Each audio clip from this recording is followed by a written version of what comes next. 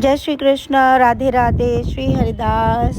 बिना समय गवाए लीला पे हो जाते शुरुआत। आज की लीला है, सेविका स्वयं को एक ऐसे स्थान पर देख रही है जहाँ पर वो पहली बार गई है। वो कह रही है मैं कहाँ आ गई हूँ, बहुत अलग सी जगह है।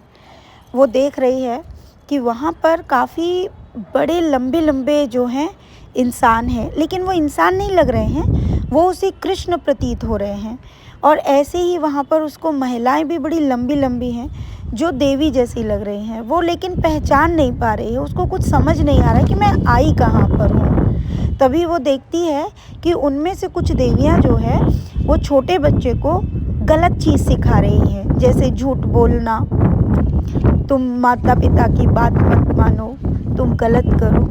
ये सब चीज़ें सेविका देख रही है और वो अचानक से आके उसको बुरा लगता है और वो आके बोलती है कि हे देवी, आप तो देवी माँ हो ना, तो आप बच्चों को ऐसे गलत क्यों सिखा रही हो। तो वो बोली अच्छा, हम कहाँ गलत सिखा रही हैं। तभी वो जो खड़े हुए व्यक्ति होते हैं जो कृष्ण जैसे लग रहे हैं, तो वो कृष्ण ही समझ रही है सेविका, और उनसे कहती है देखिए, भगवान कभी बच्चों को गलत सिखाते हैं क्या। तो वो कहते क्यों, गलत क्यों नहीं सिखाते हैं। जब तुम लोग स्वयं गलत सीख रहे हो, तुम संसार में जाकर क्या कर रहे हो।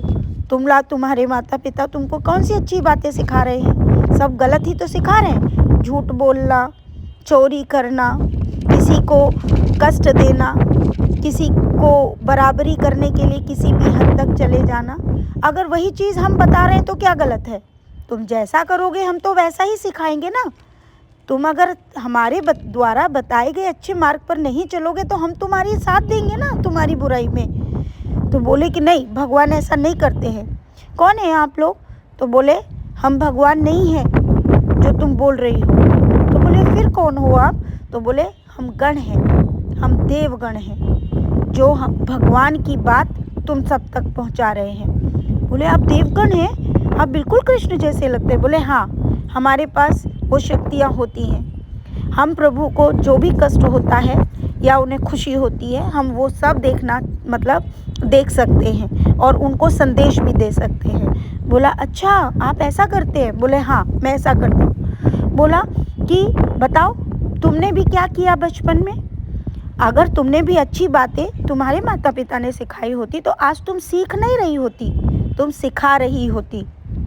तुम आज माध्यम नहीं होती, तुम प्रसार कर रही होती। तो वो बोली कि मैं कुछ समझी नहीं। बोला यही तो। बोले नहीं, मैंने 10 साल मैंने ट्रेनिंग की है। बोले क्या किया उस ट्रेनिंग में। गलत कर, मांस खाना, गलत चीज़ें, इस तरह से उनको संबोधित किया। सेविका डरने लगी। वो कहने लगी लेकिन अब मैं ऐसा कुछ भी नहीं करती हूँ, मैं सिर्फ अच्छे कर्म करती हूँ, मैं भगवान की सेवा करती हूँ। हाँ, सब यही बोलते हैं। जब बातें बोलते हैं, जब उनको बोला जाता है तो सब कहते हैं अब हम सेवा करते हैं। और उससे पहले क्या करते थे ये याद रहता है नहीं। तो बोले कि आज संसार में जाओ, हर माता पिता अपने बच्चे को गलत ही चीज़ सिखा रहा है। जाओ फिर अपने कर्मों पे करो, जैसा तुम करोगे हम वैसा ही तुमको सिखाएंगे। तुम अच्छा करोगे तो अच्छा सिखाएंगे, बुरा करोगे तो बुरा सिखाएंगे। सेविका बोलती नहीं ऐसा। बोले संसार में बताओ ऐसा कौन सा घर है जहाँ पर हम जो कहते हैं वही करते हो, हम अच्छा बताते हैं वही करते हैं। तो वो बोली है, हमारा घर है। बोला कौन सा घर। बोले मेरे 2 घर हैं, एक जिसे मैं छोड़ आई और एक जहाँ मैं अब रहती हूँ। तो बोले ठीक है, हम तेरे घर भी चलते हैं, चलो ज़रा। तो वो वहाँ लेकर आती है, नीचे आ जाते हैं। तो बोली हम यहाँ 4 लोग रहते हैं। तो सेविका से वो देव कहते हैं हम जानते हैं, तुम जिनके साथ रहते हो हम उनको भी बहुत अच्छे से जानते हैं। तभी वो कहते जाओ बुला के लाओ तीनों। तो हम 3 आते हैं, मैं, खुशी और मुकुंद। तो वो खुशी को बोलते हैं तुमने भी पिछले जन्म में बहुत पाप किए थे, लेकिन तुमने इस कोख से जन्म लेकर तुम्हारा तो उद्धार हो ही जाएगा। तभी उसके बाद मेरा और मुकुंद का नंबर आता है और बीच ही बीच वो बोलते हैं कि भगवान विष्णु को अपने पिता के रूप में स्वीकार करो। ये बात खुशी को बोलते हैं। उसके बाद मुझे और मुकुंद को बुलाया जाता है और वो कहते हैं आपसे हमें बहुत उम्मीदें, बहुत आशाएं हैं। आपको जिस कार्य के लिए यहाँ भेजा गया है आप उस कार्य को करते रहिए, उसमें त्रुटियाँ और संशय मत लाइए। तो वो मुझे बता रहे हैं और मैं बहुत शांति से खड़ी हुई हूँ। आपसे बहुत, आपको सभी प्रभु की मैया के रूप में संबोधित करते हैं। तो आपको जिस कार्य के लिए यहाँ भेजा गया है, जिस प्रचार प्रसार के लिए भेजा गया है, उस कार्य को पूर्ण करते जाइए, उसे टालिए मत। अन्यथा हमें भी वो चीज़ क्रोध दे देगी जो हमारे प्रभु को क्रोध देगी, क्योंकि अगर आपको कष्ट होगा तो हमारे प्रभु को कष्ट होगा, और ये चीज़ हम बर्दाश्त नहीं करेंगे और फिर वो कार्य ना हम पूरा होने देंगे। और अगर आप ये नहीं कर सकती हैं तो आप जाके प्रभु से अपने लिए ये मांग लीजिए और प्रभु से कह दीजिए कि मुझे शरणागति दे दीजिए प्रभु, और शरणागत हो जाइए प्रभु के कि मैं आपके बताए हुए कार्य को नहीं कर पाऊँगी। प्रभु तो दीन दयाला है, वो आपको माफ़ करके आपको शरणागति दे देंगे। लेकिन मेरे प्रभु के द्वारा बताए हुए कार्य को आपको जो बोला गया है वो आपको करना होगा। और ये बात बताने के लिए हम बार बार नहीं आएंगे, और जो भी प्रभु के बताए हुए कार्य में विघ्न डालने की कोशिश करेगा उसे भी उसका दंड भोगना होगा। तो ये बातें मैं सिर्फ सुन रही हूँ। आप सब कुछ अब तक बहुत अच्छा कर रहे हो, आपको जो बोला जाता है आप वो करते जा रहे हो। आप ये नहीं देखते हो कहाँ पर समय है, कितनी दूरी है, कौन क्या कहेगा। आप बिना इस चीज़ की परवाह किए, कुछ ना होते हुए भी प्रभु हर चीज़ अरेंज कर रहे हैं। और सारी चीज़ें जब आप बहुत अच्छा कार्य कर रही होती हैं तो मेरे ही प्रभु हमें आपके पास भेजते हैं और कहते हैं कि जाओ मेरे भक्त के पास, देखो वो कुछ ना होते हुए भी इतना कुछ कर रहे हैं, ना समय देख रहे हैं, ना मृत्यु देख रहे हैं, हर एक इच्छा को पूर्ण कर रहे हैं। और उन इच्छाओं की पूर्ति के लिए हम आपके पास आते हैं और आकर ये बातें बताते हैं। लेकिन वहीं जो भक्त इस चीज़ में विघ्न डालने की कोशिश करते हैं, कष्ट देने की कोशिश करते हैं, प्रभु के कार्यों को नहीं होने देते हैं, उनको दंड देने के लिए और उनको बताने के लिए भी हमें ही भेजा जाता है, स्वयं प्रभु नहीं आते हैं। इस बात का आप ध्यान रखें। आपको जो कार्य सौंपा गया है, प्रभु ने इस जीवन में आपको जिस लिए भेजा, आप चारों को ये कार्य करने के लिए जोड़ा है प्रभु ने। कौन कहाँ कैसे कार्य करेगा वो वक्त आने पर पता चल जाएगा। प्रभु के पास आप रहेंगी, ये बोलते हुए वो बोलते हैं कि हमें बहुत कष्ट होगा कि आप ही के द्वारा आपका पुत्र अगर उस राह पर नहीं जाएगा जहाँ प्रभु उसे भेजना चाहते हैं, तो भी मेरे प्रभु को कष्ट होगा, क्योंकि उस संतान के द्वारा आपको कष्ट होगा। और जो चीज़ आपको कष्ट देगी वो मेरे प्रभु को कष्ट देगी।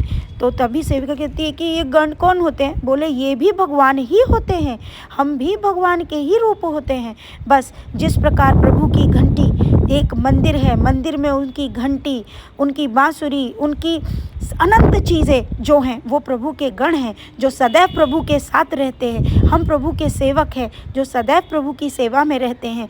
ऐसे ही आप जब प्रभु की सेवा करते हो, जो आपको कमियां पड़ती हैं, त्रुटियां करती हैं, हम देखते हैं कि प्रभु हमें आदेश देते हैं कि मेरा भक्त मेरे बताए हुए एक स्वप्न को, एक चीज़ को पूरा करने के लिए पूरी निष्ठा से लगा हुआ है, तो हम उनकी मदद के लिए उनके पास आते हैं और ये सारी चीज़ें हमारे द्वारा ही संपन्न होती हैं। और ये बात बोलते हुए सेविका कहती है, हे भगवान, दिव्या ने ज़रूर कुछ अच्छा कर्म किया होगा जिसके कारण हम सबको भी रास्ता मिल रहा है। हम सब भी बालकों की तरह इस बात को जानते हुए आगे बढ़ रहे हैं। प्रभु अपने कार्य में निरंतर लगाए हुए हैं। और जब मेरे प्रभु कोई कार्य करने के लिए तुम्हें आदेश देते हैं और उस कार्य को करने में आप देरी करते हो, समय लगाते हो, तो उस कार्य को हम ही नहीं होने देते हैं, हम फिर उसमें विघ्न डालते हैं। हम उस कार्य को बिल्कुल नहीं होने देते, क्योंकि हमारे प्रभु की आज्ञा मतलब हमारे प्रभु की आज्ञा जो कि अभी है, मतलब अभी होनी चाहिए थी, उसमें इतना समय क्यों लगा। ये सारे कार्य हमारे द्वारा संपन्न होते हैं। और ये बोलते हुए गण की बात सुनकर सेविका बहुत सोच विचार में पड़ जाती है। हे भगवान, कि भगवान ने इसलिए हम सबको प्रभु सिखा रहे हैं, अभी हम सब सीख रहे हैं, यानी कि प्रभु ने इस कार्य के लिए दिव्या को हम सब के लिए रखा है कि हम सब ये जान पाएँ, हम सब सीख पाएँ, और बाकी हम सब माध्यम हैं। तो तभी सेविका फिर मन में सोचने लग जाती है, यानी कि हम लोग अभी सीख रहे हैं, अच्छा हम लोग अभी सीख रहे हैं। तो तभी कहते हैं, ज़्यादा सोच विचार मत करो, मुझे मन की बातें भी समझ आती हैं, मैं सब जानता हूँ। और तुम्हें सिर्फ यही नहीं, अभी 2 कर्म और करने हैं। जहाँ जहाँ तुम जाओगे मेरे प्रभु का जहाँ जहाँ प्रचार और प्रसार करना है वो सब तुमको करना होगा। इसलिए ज़्यादा सोचने की ज़रूरत नहीं है किस दिशा में कहाँ कैसे प्रचार प्रसार होगा, वो हम बताएंगे। और मैं ये आखिरी बार बता रहा हूँ कि तुम्हारा जो कार्य है वो प्रचार प्रसार का है। जहाँ जहाँ तुमको भेजा जाएगा और जहाँ जहाँ इसमें तुम्हारी जो मदद करनी होगी वो उन भक्तों के द्वारा या जैसे भी वो सारी होती जाएगी, लेकिन तुम उस चीज़ को करते चले जाओगे और जहाँ जहाँ तुमको बताया जाएगा। इस पर ज़्यादा विचार नहीं करना, लेकिन अगर तुम उस कार्य को नहीं करोगे तो मैं दोबारा इस बात को बताने नहीं आऊँगा। और ये बोलकर प्रभु जो है वो वहाँ से चले जाते हैं। तो प्यारे भक्तों, मैं आप सबको बताना चाहूँगी, इस लीला को अगर समझो तो आप सबके लिए ये सीख है। और मैं बार बार बोलती आ रही हूँ प्रत्येक भक्त को कि प्रभु की प्रत्येक ऊर्जा, प्रत्येक मंदिर, प्रत्येक स्थान सब ऊर्जावान है, लेकिन प्रभु जहाँ जहाँ का जो प्रचार प्रसार करवा रहे हैं, जिन लीलाओं को वो दिखाकर हमारे द्वारा या हम वहाँ पहुँच रहे हैं और आप सब उसके बारे में जान पा रहे हैं, ये मेरे प्रभु का कार्य है। इस कार्य में उनका साथ दीजिए। और जहाँ जहाँ भी आप इन चीज़ों को जान पा रहे हैं और इनको जानकर अपने अंदर उस आस्था को, उस ऊर्जा को बनाए रखिए। प्रभु सबका उद्धार कर रहे हैं, जो दिखाई नहीं किसी को दे रहा है, लेकिन हाँ, उम्र बढ़ने के साथ वक्त आने पर सबको अपने कार्य ज़रूर समझ आएंगे। प्रभु की सेवा यहाँ करुआ बिहारी जी या हमारे प्यारे लाला या ये इतनी प्यारी सुंदर स्वप्न लीलाएं ये जो घटित हो रही हैं, उनके साथ जो मतलब चीज़ें हो रही हैं, जिनको सुंदर भाव आ रहे हैं, ये सब उन्हीं गणों के। और इस कार्य में जिन भक्तों को प्रभु ने जोड़ा हुआ है या जोड़ रहे हैं, मैं नहीं जानती हूँ किनको जोड़ा है किनको नहीं जोड़ा हुआ है, वो स्वयं उस बात को जान रहे हैं। जिनको वो भाव उत्पन्न करवा रहे हैं या जिनके साथ स्वयं प्रभु की सेवा लीला दिखा रहे हैं, ये सब उन्हीं के द्वारा होता है अपने भक्तों के लिए। आती है दूसरी बात, प्रत्येक माँ का ये कर्तव्य बनता है कि वो अपनी तरफ से अपने बच्चों को अच्छे संस्कार दें, प्रभु की राह पर चलने की उम्मीद और शिक्षा प्रदान करें, प्रभु के सारी लीलाएं उन तक पहुँचे भी और उनके अंदर भक्ति का भाव भी जागृत हो। ऐसा ही प्रभु चाहते हैं। इस सांसारिक ज्ञान के साथ साथ सबसे बड़ा ज्ञान होता है संस्कारों के साथ साथ भक्ति और अध्ययन का और आध्यात्म का। ये दोनों ही चीज़ें हर प्रत्येक माँ अपने बच्चे को बताती रहे, ताकि उनके जीवन में कोई भी कष्ट ना आए, क्योंकि जैसा तुम्हारा वर्तमान होगा वैसा ही भविष्य भी बनेगा। तो भविष्य सबसे अधिक आध्यात्म में जो मिलेगा वो इस संसारी सुख में नहीं मिल सकता। संसारी सुख के साथ साथ अपने बच्चे को आध्यात्म की नॉलेज और ज्ञान अवश्य प्रदान करें। बाकी तो प्रारब्ध प्रभु देख लेंगे, क्योंकि हम सब तो प्रभु के अधीन हैं, उनके चरणों में हैं। जो प्रभु हमें देंगे हम उसमें खुश रहेंगे। मेरे ख्याल से आज उन भक्तों को अपने सवालों के जवाब मिल गए होंगे जो प्रत्येक लीला में ये लिखते हैं कि आप ही को ये स्वप्न लीला आना या आप ही के द्वारा इसका ये जो मतलब बताया जा रहा है, ऐसा क्यों, बाकी सबको क्यों नहीं। तो शायद आज आपको उत्तर मिल गया होगा, क्योंकि इस चीज़ हर कार्य के लिए, प्रत्येक कार्य के लिए प्रभु अपने भक्तों को चुनते हैं। अब वो कैसे चुनते हैं, क्या कराना होता है, इससे अधिक जानने की ना तो मनुष्य में ताकत है, ना वो प्रभु की लीलाओं को जान पाएगा। तो इसलिए बिल्कुल परेशान ना हो, ज़्यादा सोचे समझे नहीं, बस प्रभु कार्य को समझे और करें। और एक प्रश्न का उत्तर कि प्रत्येक भक्त ने कहीं न कहीं अपने जीवन में, संसारी जीवन में होते हुए सबसे पाप हुए हैं, लेकिन प्रभु भक्ति में आने के बाद सब माफ़ कर देते हैं, लेकिन कर्म भोग